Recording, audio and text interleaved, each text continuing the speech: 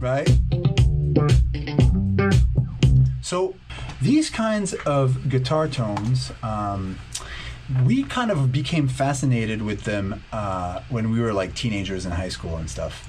You know, especially coming from like rock, and you listen to like Hendrix or whatever, and you know, I don't know, Metallica, God knows what else we were listening to. Then you discover funk music, and all of a sudden these guitar tones are so punchy and dry and percussive. It's almost like, you know, when you learn guitar as a kid, you learn to either like shred or be a rhythm guitar player, and then you discover funk music, and guitar serves as like a barely melodic percussion instrument that accentuates your groove. And I remember this song here. This is Heartache Number 9 by Delegation. And I remember we flipped out when we were hearing this when we were kids. We were like, how do they do those sounds? Yeah, those kind of...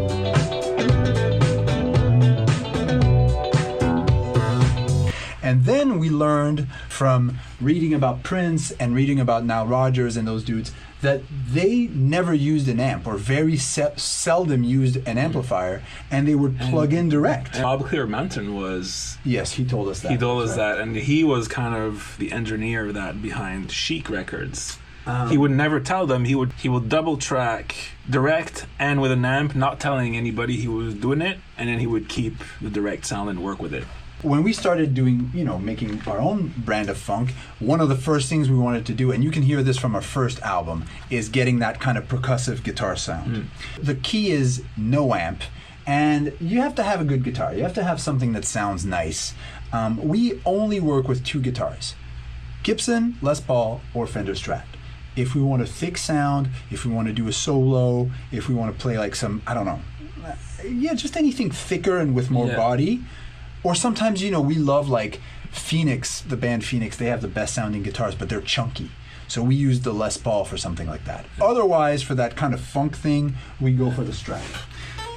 So, all right, so this is how we get that guitar sound. We plug the guitar in directly in a preamp. Now we've got a bit of a nicer preamp, but back in the day, we used to just plug into... We used to go with the actual, just the generic sound cards preamp. And then look how simple this is. Let's put nothing on the guitar at all. That is the guitar, as you see, flat EQ, no compression, nothing, just through the preamp. All right?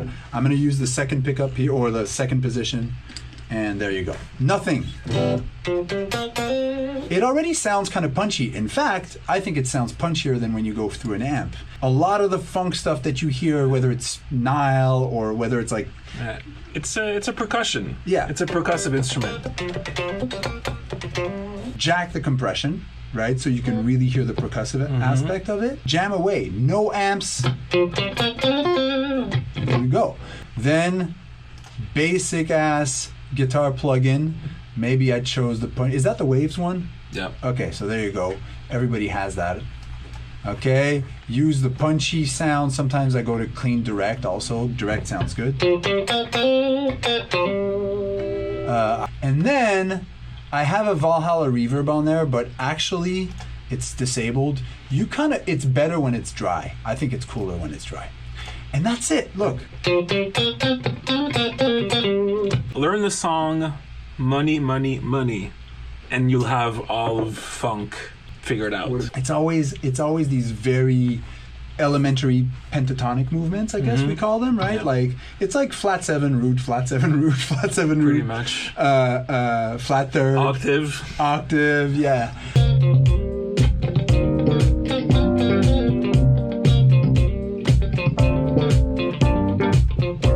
And that's your sort of basic funk guitar trope.